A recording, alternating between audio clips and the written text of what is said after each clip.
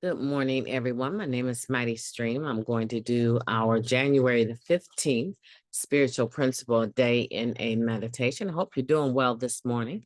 Let's go ahead and get into the meditation. The title of today's meditation, let's see, the title is Practicing Equality. It doesn't matter who is doing the giving or the taking.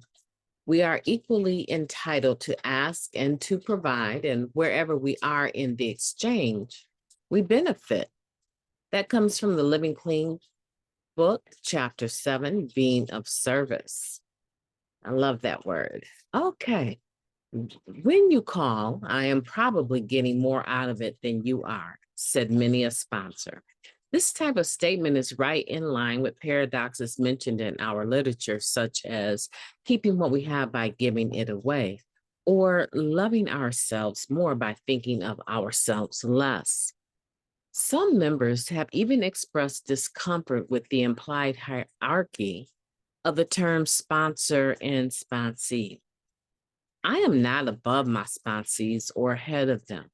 One sponsor shared, I walk this path beside them, benefiting from them as they do from me. The principle of equality is a high ideal and not one that comes automatically to most of us. It's beautiful and aspirational to say that we exclude no one, one member reflected. Our lofty goals require practical strategies so that when people do feel excluded or unequal, we have actionable steps to take. In our groups, coming up with practical strategies can mean thinking of specific actions to help all addicts feel welcome and included. Creating a greeter position or asking whether there are any out-of-town visitors are a couple of simple examples of how some groups try to include everyone.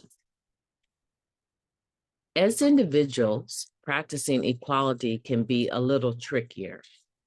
With more time clean and more steps worked, our self-centeredness can try to use those as excuses to deny our equality with other members. One member wrote, I started using service as an ego booster, patting myself on the back for helping those poor addicts. My experience with recovery may be valuable, but it doesn't mean I am more valuable than other addicts. If I'm not still learning, I've got problems. The member with 40 years or 40 hours clean might share, one after another, and we never know which one will say the thing we need to hear. I will practice equality in how I share and listen today. What a beautiful meditation. Let's take a moment of silence, followed by the we version of Serenity Prayer. Moment of silence now, please. Thank you, God. Grant us the serenity to accept the things that we cannot change, the courage to change the things that we can, and the wisdom to know the difference. Just for today, please and thank you. What a powerful, powerful meditation.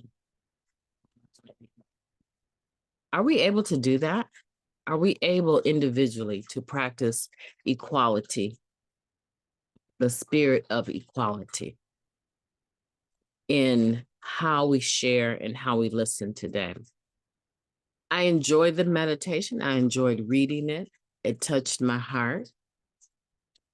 But those last two sentences, the member with 40 years or 40 hours clean might share one after another, and we never know which one will say the thing we need to hear. I will practice equality in how I share and listen today.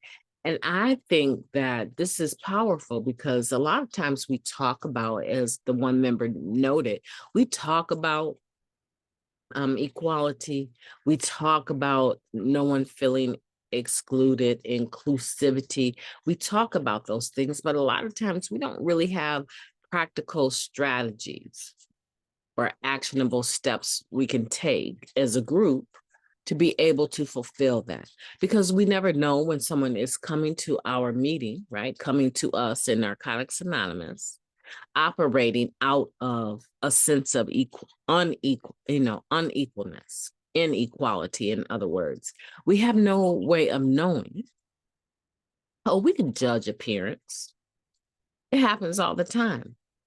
We can judge appearance and think we know someone's ethnicity based on what we're seeing. We can look at an individual and because they are browner than anyone else, assume that they're African American or Black Americans. We can assume that and come to find out they might be from India.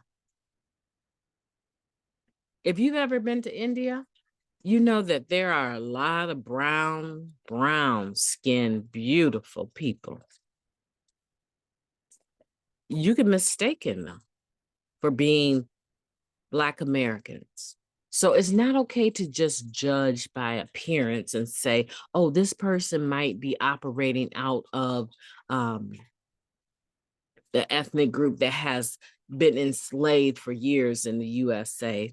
Yeah, no, you can't assume that. You cannot. How many dark-skinned individuals are Jamaican? Or, I mean, so the point is that you might say to yourself, I need to really practice equality with this particular person. I must really try not to offend this particular person because I don't want them to think that I have an issue and that I think that they're less than me. And you can have it completely wrong. Judging a book by its cover, right? So that's not what we're talking about. We're not. We're talking about developing a way of operation, a mode of operation, developing an MOD, right? That covers all of the bases. And these last two sentences is very, very helpful. Rather, they are very helpful and they are very simple, making it easy to have actionable steps. So if as a group, we are struggling with inclusivity and practicing the spiritual principle of equality, that can be a topic as new business to be brought up at our business meeting. And when we're going through our formats, we can make sure that we practice equality here. And hopefully the people attending those meetings will begin to get the message that it's all of our responsibility. Not just the chairperson, not just the secretary, not just trusted servants. All of us that claim to be members of Narcotics Anonymous have the responsibility of practicing equality. An actionable step for individuals is to practice it in how we share and how we listen. If we hone in on those two areas, there will be improvement. My name is MightyStream. I've enjoyed talking to you today. I hope that you will have a very equal, beautiful day.